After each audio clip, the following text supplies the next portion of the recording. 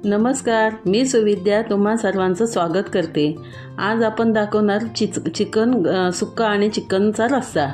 बघूया तर आपण कसा करायचा आहे तो। हे मी 1.5 किलो चिकन घेतले आणि मी घेते मॅरिनेट करून। त्यासाठी एक घेतले लिंबू आणि लिंबू पिळून सगळ्याला लावते।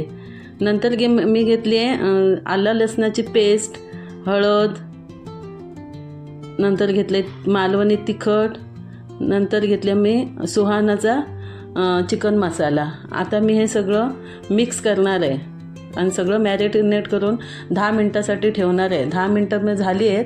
पातेलं गरम करत ठेवलंय आणि पातेल्यात घातले मी पुरेसं तेल। तुमच्या आवडीनुसार तुम्ही तेल घाला, आम्ही जरा चिकनमध्ये जास्त वापरतो। नंतर घातले तमालपत्र 2, नंतर बारीक चिरलेला कांदा चांगला लाल बदामी रंगावर होऊ द्यायचा आहे, चांगला शिजू द्यायचा आहे। कांदा चांगला परतून घेऊया। कांदा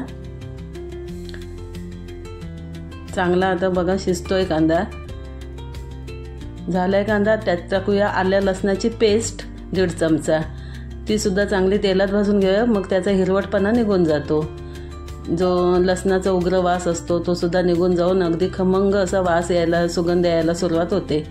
नंतर टाकली आहे हळद सुद्धा चांगली परतून घेऊया। हे आमचा आहे घरगुती मालवणी मसाला, तो सुद्धा मी टाकले 2-2.5 चमचे टाकले आणि तो सुद्धा चांगला तेलात तळून घेऊया। त्याच्यानंतर टाकलाय हा चिकन मसाला आणि चिकन मसाला टाकल्यानंतर आपण मॅरिनेट करत ठेवलेलं जे चिकन होतं ते सगळं मी आतमध्ये घालणार आहे एकाच वेळेस सगळं घातल्यामुळे चांगला रस आतमधून येतो आणि छान चिकन लागतं। चिकनच्या रस्स्याला एक वेगळीच चव येते त्याच्यामुळे। आणि दुसरं नुसतं जर तुम्ही हळद घातलात वेगळी तर त्याला कोणतीच अशी चव राहत नाही, म्हणून मी एकत्रच बॉईल करून घेणार आहे सगळं आणि नंतर मग त्याचे मी 2 प्रकार तुम्हाला कसे करतात ते दाखवणार आहे। आता छान आपण परतून घेऊया। ते परतून अर्ध तरी आपण शिजवून घ्यायचं आहे, पाव प्रकारात तरी। नंतर घालायचं आहे चवीनुसार मीठ आणि चांगलं पाणी येतपर्यंत त्याला पाणी दुसरं ओतायचं नाही, त्याचं अंगचं पाणी सुटायला पाहिजे, त्यासाठी आपण तसंच ठेवूया। आणि त्याच्यानंतर पाणी सुटल्यानंतर आपण ह्यामध्ये गरम पाणी ओतायचं आहे, थंड पाणी ओतायचं नाही रश्श्यात। मी गरम पाणी ओतून घेतले, आपल्याला जसं चिकन स्टॉक हवा आहे तसं। आता माझं चिकन उकळून झालेलं आहे। आता मी तुम्हाला चिकन सुक्का कसं करायचं ते दाखवते। चिकन सुक्कं करण्यासाठी मी पातेलं घेतलं, पातेल्यात टाकले कांदा, तमालपत्र, आलं लसणाची पेस्ट आणि चांगलं ढवळून भाजून घेते। नंतर टाकले आपला मालवणी मसाला, त्याच्यानंतर टाकते चिकन मसाला आणि चांगलं ढवळून घेते। हे चांगलं ढवळून घेतल्यानंतर टाकायचं आहे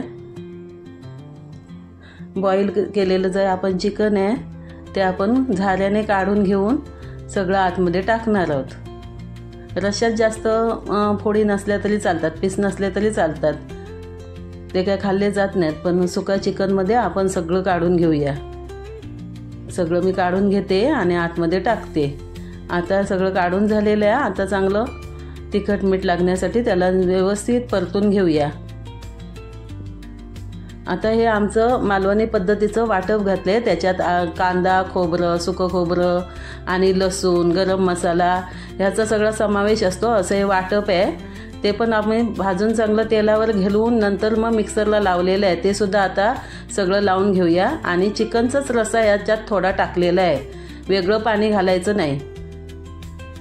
आणि आता हे आपण चिकन गाळून घेतल्यानंतर वरचा जो रस्सा राहिला आहे त्याला आपण नुसतं वाटप लावायचं आहे, त्याला फोडणी वेगळी घालायची नाही आहे, त्याला फोडणी घालायची काहीच गरज नाही। नंतर आपण घालूया उकळी आल्यानंतर कोथिंबीर, दोन्ही याच्यावर कोथिंबीर घालून घेते आणि चांगली अगदी उकळी येऊन देत।